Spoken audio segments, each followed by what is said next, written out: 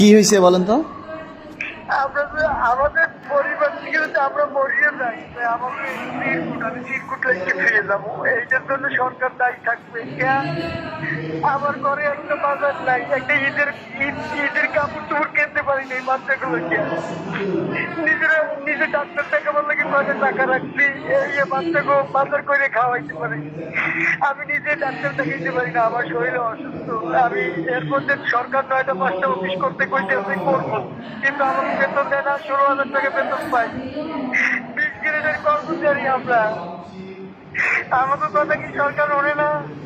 আমরা কি মরে যাবো গলায় করে দিয়া?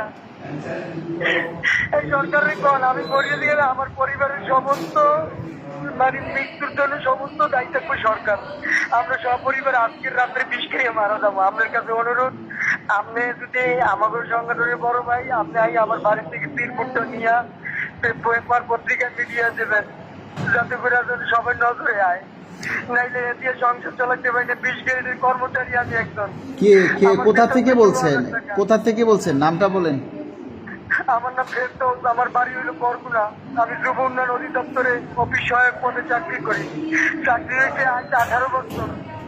এর ভিতরে একটা পে স্কেল বাইরে শেখ হাসিনা আমাকে বৈষম্যের মধ্যে পালাই দিয়ে গেছে।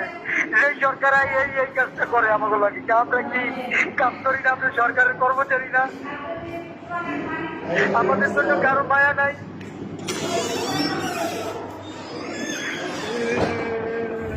এখন অধৈর্য হলে কি হবে বলেন? সবকিছু তো একটা সময় আছে। আমার বাচ্চারা ভাই বাবা একটা জামা কিনে দেয়, জামা কিনতে পারি না। ঘরে কিচ্ছু নাই, বাজার ঘাট নাই, কিচ্ছু করতে পারি না। 16,000 টাকা বেতন পাই, যে মাসে না পাই এর 2 দিন পরে শেষ হয়ে যায়। বাকি দিনগুলো চলেই যাবে। এখন দেখেন, অন্তর্বর্তীকালীন সরকার তো আমাদেরকে পে স্কেল দেয় নাই। এখন আছে নতুন যে সরকার আসছে, এই সরকার কেবল আইসা বসছে, এখনো 1 মাস হয় নাই। আমরা তো আমাদের দাবির কথাগুলি জানাইতেছি। এখন আপনারা যদি এভাবে অধৈর্য হয়ে এলোমেলো চিন্তা করেন তাহলে তো সমস্যা। আরে ভাই, আপনি যদি আপনি যদি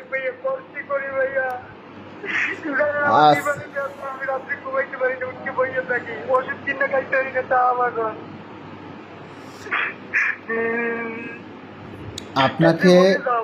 আপনাকে বলার মতো ভাষা আমার নাই, কিন্তু এই মুহূর্তে একটু ধৈর্য ধারণ করা ছাড়া আর কিছু করার নাই। কারণ আমরা অনেক ধৈর্য ধরছি, আর কয়েকটা দিন ধৈর্য ধরি আমরা, আর কয়েকটা দিন দেখি। সরকার নিশ্চয়ই একটা ব্যবস্থা নেবে। আপনারা এরকম কোনো ভুল সিদ্ধান্ত নেবেন না।